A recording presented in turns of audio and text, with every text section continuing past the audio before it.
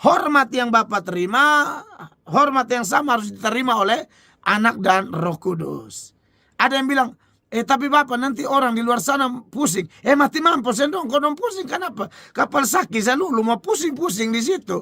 Siapa suruh kita aja tidak pusing? Emang kita otak dan mereka otak beda. Kita otak apa? Kita sama-sama manusia. Kita tidak pusing karena mereka pusing. Memang mereka itu memang mau menolak kebenaran atau memang tidak dipilih. Jadi jangan pusing dengan mereka yang pusing. Mengerti ya? Tambah yang suka pindah-pindah agama bilang, aku tidak mengerti. Beta kalau malaikat dan Tuhan kasih Tuhan, beta tampeleng selalu sampai lu gigi patah semua. Lu Kristen begini lama kau tidak mengerti. Ramah selalu baru. Belum makan sudah kenyang, belum kenyang sudah makan. Apa maksudmu bolak-balik makan ini? Artinya apa, Mbak Udin? Dokter akal, si Julius, Hidayah Mu'alaf Center, channelnya itu channel sudronisasi. Makasih Mbak Udin. Angilo lo. Jadi gilo produksi tadi gilo lo.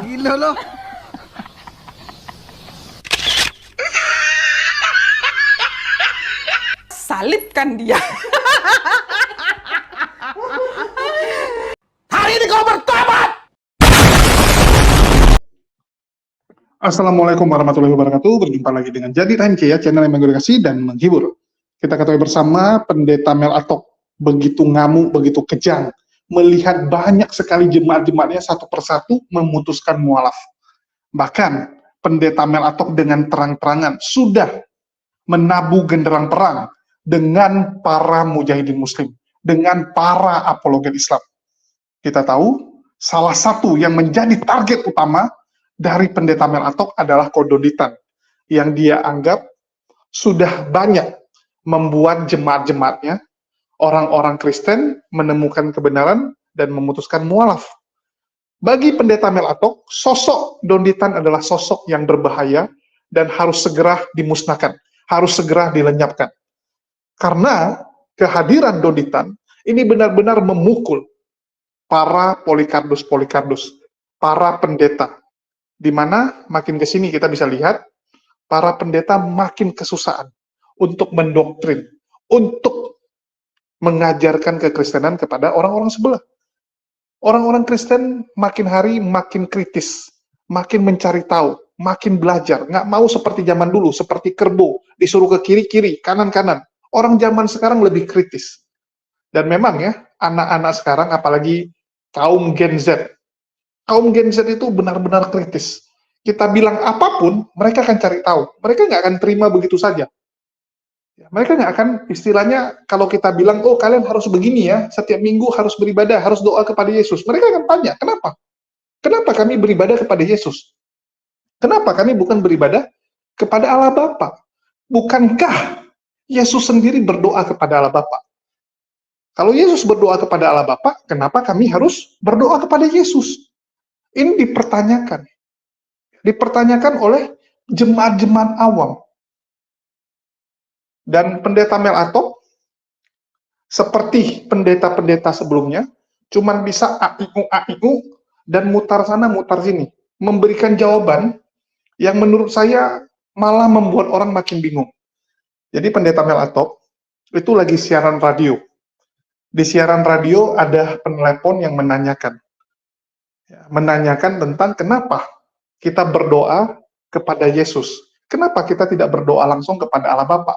Kenapa harus melalui perantara Yesus? Dan kalau memang Roh Kudus sendiri adalah satu dari 3 pribadi Tuhan, mengapa kita nggak berdoa kepada Roh Kudus juga? Kenapa kita harus berdoa kepada Yesus? Bahkan bisa dibilang, 90% orang-orang Kristen, itu kalau berdoa, pasti sama Yesus. Saya kalau jumpa sama teman-teman Kristen ya, saya tanya, kalian berdoa kepada siapa? Yesus. Mau minta tolong sama siapa? Yesus. Yesus tolong saya mau ujian, tolong kasih saya nilai yang terbaik, berikan pengetahuan yang baik kepada saya, biarkan saya waktu ujian bisa mengingat semua yang saya hafal, yang saya pelajari gitu kan. Kalau enggak, Yesus, saya mau ikut tender, menangkan tender ini, semoga saya bisa deal. Semua minta kepada Yesus. 90%. Ya, 90%. Jadi hanya 10% lah yang mungkin doa langsung kepada Allah Bapa. Ya, bahkan kalau bisa dibilang 10%-nya itu mayoritas doa kepada Allah Bapa karena menggunakan doa Bapa kami di surga. Kan begitu. Ini adalah doa yang paling sering didoakan dan yang istilahnya yang punya standar lah. Kalau yang lain kan nggak ada standar. Contoh nih, berdoa semoga tidurnya nyenyak. Yesus, saya mau tidur. Ya, tolong berikan mimpi yang indah. Tolong bangunkan saya besok, jangan sampai saya nggak bangun-bangun gitu kan. Saya besok jam 6 mau berangkat, bangunkan saya. Kalau nggak, Yesus, besok bangunkan saya, jangan sampai saya meninggoy, kan begitu. Jadi doanya itu seperti mereka berbicara dengan Yesus. Nggak ada yang spesifik, nggak ada yang baku, kecuali doa Bapa kami. Kalau kita bicara doa Bapa kami, itu satu-satunya doa yang ada standar. Kalian bisa lihat ya, doa Bapa kami, mau di Sabang, di Merauke, dimanapun, doa mereka sama. Bapa kami yang ada di surga, dikuduskanlah namamu, datanglah kerajaanmu. Jadi itu doa yang baku. Kalau yang lain nggak ada yang baku. Kalian boleh cek. Ya, nggak ada yang baku di antara doa-doa yang lain. Jadi bisa dibilang satu-satunya doa yang diajarkan Yesus ya doa Bapa kami. Itu kalau mau terus terang atau jujur-jujuran. Dan kita bisa melihat bahwa Mel Atok kebingungan, karena itu kan pertanyaan dari penanya di radio. Otomatis dia harus jawab. Nggak mungkin Mel Atok bilang, oh nanti dulu ya, saya pelajari dulu. Ketahuan bodohnya kalau gitu. Pasti ketahuan bodohnya. Mau nggak mau dia harus menjawab walaupun ngalur ngidul. Walaupun ngalur ngidul. Seperti yang dia jawab, seperti ini teman-teman. Jadi apakah kita berdoa ini hanya kepada Allah saja? Harusnya kemana? Doa kepada Bapa tapi melalui Yesus, atau boleh doa pada Yesus lalu bagaimana peran Roh Kudus? Wow, ini pertanyaan jangan disepelekan saudara ya. Hari-hari ini saya melihat di media sosial itu banyak orang tinggalkan Kristen ya, bukan banyak sih, sedikit orang, masa banyak, sedikit, sorry. Karena yang saya lihat itu saja. Saya hanya mungkin lihat ulang 2-3 kali, saya pikir banyak. Sebenarnya hanya itu saja ya, yang selalu bingung gitu loh. Kita ini kan Kristen percaya Tritunggal, ya kan? Bapa, Anak, Roh Kudus. Dalam kepercayaan kita Bapa, Anak, Roh Kudus ini, Bapa adalah Allah, Yesus adalah Allah, Roh Kudus adalah Allah. Hakikatnya Allah, ya saudara-saudara, tapi pribadinya berbeda.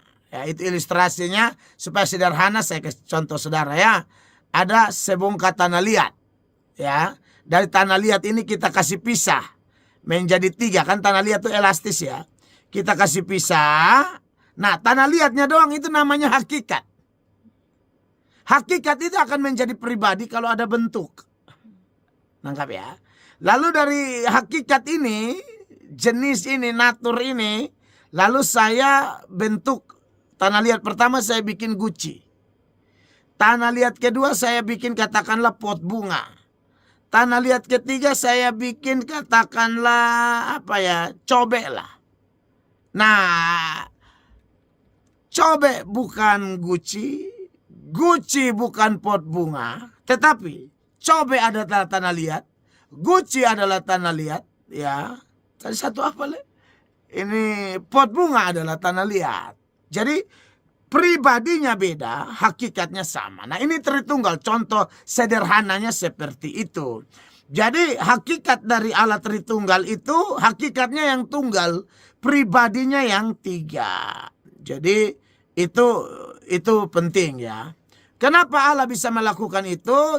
Kenapa Allah kita seperti itu? Yang pertama memang Allah kita ini maha kuasa dan Allah itu ada dengan sendirinya ya. Allah itu ada dengan sendirinya, Yesus juga ada dengan sendirinya, Roh Kudus juga ada dengan sendirinya. Manusia beda dengan Tuhan ya. Kalau kita bandingkan dengan beberapa ayat ya, misalnya di dalam Yohanes pasal 5 ya. Yohanes pasal 5 kalau saya tidak salah ya. Ayat 21 kah? Iya. Dikatakan sebab sama seperti Bapa membangkitkan orang-orang mati dan menghidupkannya, demikian juga anak menghidupkan barang siapa yang dikehendakinya. Ayatnya yang ke 23, supaya semua orang menghormati anak seperti mereka menghormati Bapa. Jadi Bapa dan anak itu memang sama, saudara-saudara ya. Lalu kemudian di ayatnya yang ke 26. Sebab sama seperti Bapa mempunyai hidup dalam dirinya sendiri, demikian juga diberikannya anak mempunyai hidup dalam dirinya sendiri. Jadi Bapa dan anak dan tentu Roh Kudus juga itu tidak tergantung pada siapa-siapa ya. Nah, jadi karena kita percaya Allah Tritunggal, semua data-data yang saya munculkan, Bapa bangkitkan orang semau Bapa, Yesus juga. Yesus bilang hormati Bapa, hormat yang sama harus berikan kepada dia. Tuhan Yesus bilang Bapa punya apa? Hidup dari diri sendiri, saya juga punya hidup dari diri sendiri. Nah, begitu juga Roh Kudus. Nah, kalau begitu menyangkut berdoa ini, bagaimana? Boleh tidak doa kepada Bapa? Karena tadi saya bilang banyak peristiwa orang tinggalkan, ada orang tinggalkan Kristen karena bingung, kita ini doa kepada siapa sih? Kalau memang Yesus itu Tuhan, kenapa di Taman Getsemani dia berdoa kepada Bapa? Kenapa di Golgota dia berteriak, ya Bapa, ke dalam tanganmu kuserahkan nyawaku? Berarti Yesus ini siapa? Bolehkah kita berdoa kepada dia? Atau hanya kepada Bapa saja? Jadi kesimpulannya betul, ada satu saat di mana kita berdoa kepada Bapa dengan pengantara Yesus. Makanya dalam nama Yesus kita berdoa. 1 Timotius 2 ayat 5 mengatakan Allah itu Esa, maka Esa pula dia yang menjadi pengantara antara Allah dan manusia, yaitu manusia Kristus Yesus. Itu benar.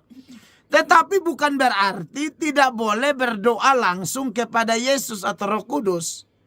Boleh dong. Kita harus berdoa, bisa berdoa langsung kepada Tuhan Yesus. Ya. Jadi kalau saudara mendengar ada ajaran-ajaran bahkan dari kalangan Kristen sendiri yang mengajarkan seolah-olah tidak boleh berdoa langsung kepada Tuhan Yesus, itu orang kurang belajar Alkitab. Ya. Coba lihat Stefanus waktu berdoa itu di dalam Kisah Para Rasul pasal 7, waktu dia mau meninggal tuh dia berdoa kepada siapa? Langsung kepada Tuhan Yesus. Ya. Dalam Kisah pasal 7 ayatnya yang ke-59 dikatakan sedang mereka melemparinya, Stefanus berdoa, katanya, ya Tuhan Yesus, terimalah rohku.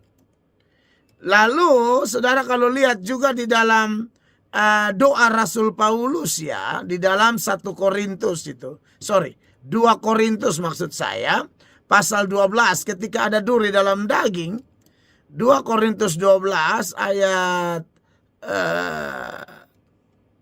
8 lah. Tentang hal itu aku sudah 3 kali berseru kepada Tuhan. Kata Tuhan di situ dia pakai kata kurios, itu merujuk pada Tuhan Yesus. Supaya utusan iblis itu mundur daripadaku, tetapi jawab Tuhan kurios kepadaku, cukuplah kasih karuniaku bagimu, sebab justru dalam kelemahanlah kuasaku menjadi sempurna. Ya, kemudian sebab itu aku terlebih suka aku bermegah atas kelemahanku supaya kuasa Kristus turun menaungi aku. Jadi Tuhan yang dimaksud itu ya Kristus. Nah ini Paulus sedang berdoa kepada Tuhan Yesus. Boleh banget. Ya. Lalu peran Roh Kudus apa? Betul, peran Roh Kudus menurut Roma 8 ayat 26. Roh Kudus itu bantu kita dalam kelemahan kita, dalam doa-doa kita. Tapi bukan berarti kita tidak bisa bercakap-cakap dengan Roh Kudus. Boleh. Dia pribadi. Dia bisa langsung, kita bisa berdoa langsung kepada Roh Kudus. Bahkan sebenarnya kalau kita menyanyi nyanyian-nyanyian, yang ada Roh Kudus di dalam. Roh Kudus, kau hadir di sini, itu langsung kepada Roh Kudus. Dan itu boleh. Ya, betul, Yesus bisa jadi pengantara saat kita doa kepada Bapa melalui Yesus. Roh Kudus juga bantu kita berdoa, tetapi dari data-data tadi jelas bahwa kita boleh berdoa langsung kepada Tuhan Yesus, kita boleh bicara langsung dengan Roh Kudus, ya. Ya, itu boleh sekali. Makanya orang yang kalau paham ini, dia kalau penyembahan kayak saya, kalau saat teduh, saya menyanyi lagu tuh harus 3-3 ada. Ada yang lagu langsung 3-3 sekali. El Shaddai itu 3-3, dimulai dengan 3-3. Atau hormat bagi Allah Bapa yang biasa kita menyanyi di Gemit, itu keren itu. Hormat bagi Allah Bapa, hormat bagi anaknya, dan seterusnya. Hormat bagi Roh Penghibur. Jadi hormat yang Bapa terima, hormat yang sama harus diterima oleh Anak dan Roh Kudus. Ada yang bilang, tapi Bapak nanti orang di luar sana pusing. Mati mampus dong, kau dong pusing kenapa? Kapal Saki Zalulu mau pusing-pusing di situ. Siapa suruh kita aja tidak pusing? Emang kita otak dan mereka otak beda? Kita otak apa? Kita sama-sama manusia, kita tidak pusing karena mereka pusing. Memang mereka itu memang mau menolak kebenaran atau memang tidak dipilih. Jadi jangan pusing dengan mereka yang pusing. Mengerti ya? Tambah yang suka pindah-pindah agama bilang, aku tidak mengerti. Beta kalau malaikat dan Tuhan kasih Tuhan, beta tampeleng selalu sampai lu gigi patah semua. Lu Kristen begini lama kau tidak mengerti. Ramah selalu baru. Ya itu jawaban saya ya. Tuhan berkati. Semoga jawabannya. Iya, kalian sudah dengar ya jawaban dari Pendeta Mel, yang menurut saya ini makin menunjukkan kebotolan dari Pendeta Mel Atok. Kebotolan. Menjelaskan Trinitas kacau balau. Dan saya sekarang lagi mau koleksi ya. Saya sedang mengumpulkan koleksi jawaban-jawaban teman-teman sebelah kalau ditanyakan tentang Trinitas. Karena saya mendapati setiap pendeta, setiap apologet, itu jawaban tentang Trinitasnya itu berbeda-beda. Berbeda-beda teman-teman. Makin kesini makin ketahuan mereka nggak ngerti. Bahkan sekelas Pendeta Mel Atok sendiri nggak ngerti untuk menjelaskan Trinitas. Terbukti, penjelasan Trinitasnya bidat. Ya, ini penjelasan bidat, dan saya meminta teman-teman untuk bantu share video ini supaya orang-orang di luar sana tahu bahwa Mel Atok bidat. Dan saya berharap parah ini ya, satpam Trinitas, polisi Trinitas, ini angkat suara. Deki Ngadas, Esra Soru, Pendeta Muriwali, nah ini bagian kalian nih. Bagian kalian nih untuk menjelaskan Trinitas yang benar itu seperti apa versi kalian. Benar versi kalian ya, bukan benar sebenarnya. Tapi benar versi kalian, karena pasti akan beda-beda. Dan saya akan bandingkan dengan jawaban dari Pendeta Risuli Lubis dan Pendeta Bom ya, yang kurang lebih juga sama ngalur ngidulnya. Allah Bapa, Allah Anak, Allah Roh Kudus, ini harus 3, tapi tidak boleh begini, harus begini. Tapi tidak boleh begini. Nah, jadi harus begini. Begini pun nggak boleh. Begini, oke. Tapi gini nggak boleh. Ini jadi esa, tunggal. Jadi dia 3 pribadi dalam kesatuan. Jadi namanya Trinitas ya. Dulu Tritunggal, terus ada lagi istilah Trinitas. Terus Anies Baswedan sekarang buat 3 in 1 lagi itu ya. Di Jalan Sudirman ya. Sama sebenarnya itu artinya semua. Ini apa Pak? Itu pulpen Pak. Oke, bolpen. Ingat bolpen ya. Bolpen ya. Bolpen ya, saya kasih contoh. Oke, bolpen. Kalau iki apa boy? Bolpen juga. Ya pulpen juga Pak. Cuma beda warna aja. Bolpen. Beda bentuknya beda. Kalau ini apa Pak? Ya sama Pak. Bolpen ya. Bolpen ya. Contoh kita kasih nama bolpen, contoh Allah ya kita kasih contoh ya, bolpen sama ya. Nah, kira-kira dia pribadi sama nggak? Pribadinya sama nggak? Iya itu sama Pak, satu. Dia sama satu. Tapi pribadinya beda toh? Beda toh? Beda nakat. Tapi fungsinya, fungsinya sama toh? Fungsinya sama sama Pak. Untuk Fungsinya menulis juga Pak. Untuk menulis. Nah, begitu pula juga Allah. Ini bolpen. Tapi dengar dulu nah, dengar. Ini firman. Contoh ini firman. Ini Roh Kudus. Ini Allah Bapa. Dia fungsinya bolpen. Allah punya firman, Roh Kudus. 3 pribadi yang beda, tapi Allah hakikatnya Allah. Ini Allah Bapa, ini Allah Anak, ini Allah Roh Kudus. Ketiganya ini satu kesatuan. Tapi tidak boleh dipisah-pisahkan. Tapi tidak boleh juga jadi esa begini. Harus Allah Bapa, Allah Anak, Allah Roh Kudus. Tapi juga tidak boleh dijadikan satu begini. Nggak boleh, dia harus Allah Bapa, Allah Anak, Allah Roh Kudus. Nempel-nempel saudara. Belum makan sudah kenyang, belum kenyang sudah makan. Apa maksudmu bolak-balik makan ini? Ya, jadi semua jawaban sama-sama ngalur ngidul ya. Sama-sama mutar sana, mutar sini.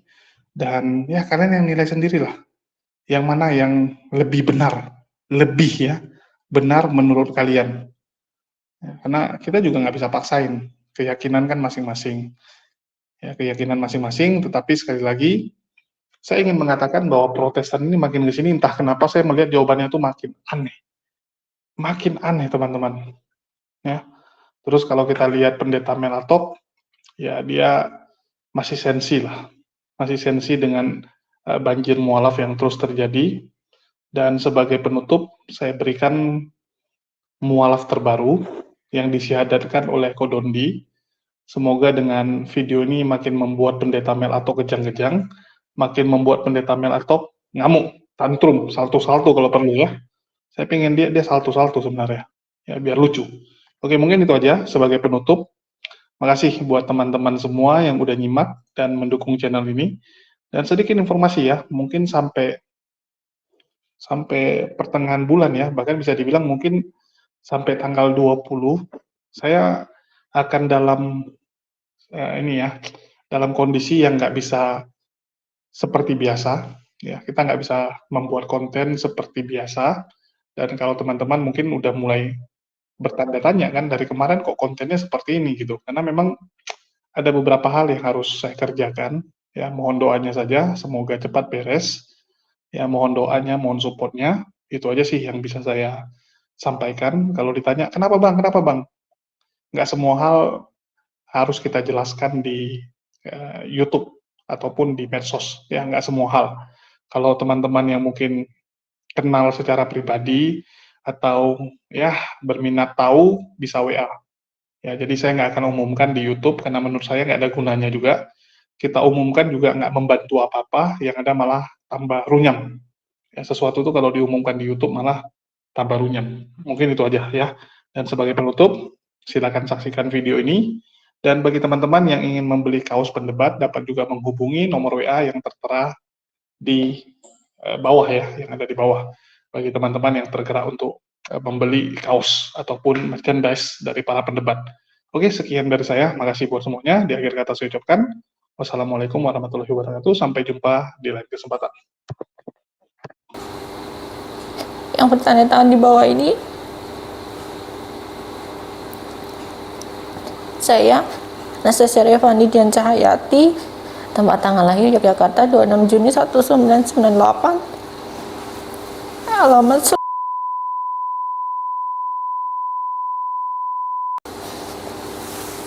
pekerjaan saya pada mahasiswa agama terdahulu Katolik, dengan penuh kesadaran dan niatan tulus dalam diri sendiri bahwa mulai pada hari ini, Kamis tanggal 17 Syawal 1445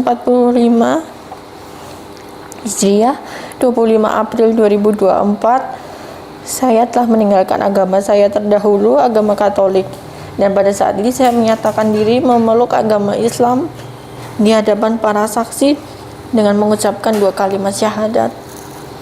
Fani, dengarkan baik-baik, diulangi pelan-pelan ya, nggak usah terburu-buru. Asyhadu Asyhadu alla alla ilaha ilaha illallah illallah wa ashhadu wa ashadu anna anna Muhammadan Muhammadan Rasulullah. Rasulullah.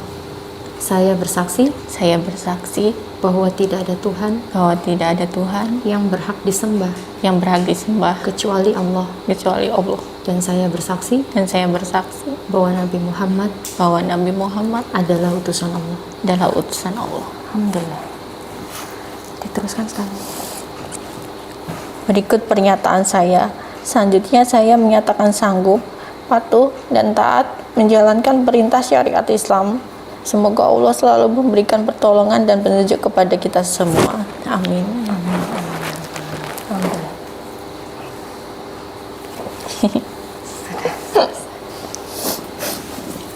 Selamat untuk Mbak Fani. Terima kasih.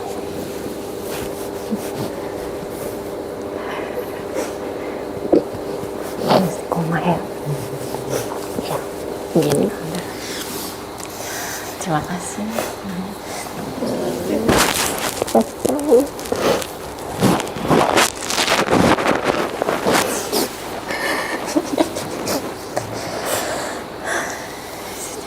Sudah lega? Sudah. Alhamdulillah. Semoga bisa menjalankan ibadah dengan baik. Amin. Amin. Amin. Oke. Prosesinya cukup singkat.